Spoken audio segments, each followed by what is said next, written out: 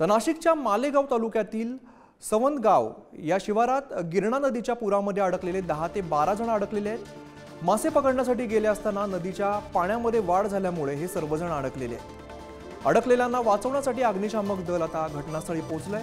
दोरीच्या सहाय्याने अडकलेल्यांना वाचवण्याचा प्रयत्न केला जातोय।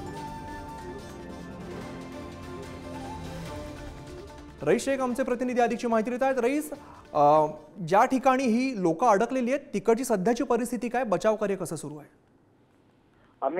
आपल्याला माहित आहे का, नाशिक जिल्ह्यातील कळवण दिंडोरी या भागामध्ये जोरदार पाऊस सुरू असल्याने शंकापूर धरण मधून पाण्याचा विसर्ग सोडण्यात आला आहे। त्या पाण्याचा विसर्ग गिरणा नदीत आला आहे आणि आता आपल्या संध्याकाळीच्या सुमारास 10 ते 12 लोक मासे पकडण्यासाठी नदीत उतरले होते, पण अचानक नदीच्या पाण्यामध्ये निश्चित रईस, एकंदर नागरिक सुद्धा धोकादायक प्रवास करतात आणि प्रशासन सुद्धा लगेच तातडीने त्या ठिकाणी आलेलं आहे। धन्यवाद।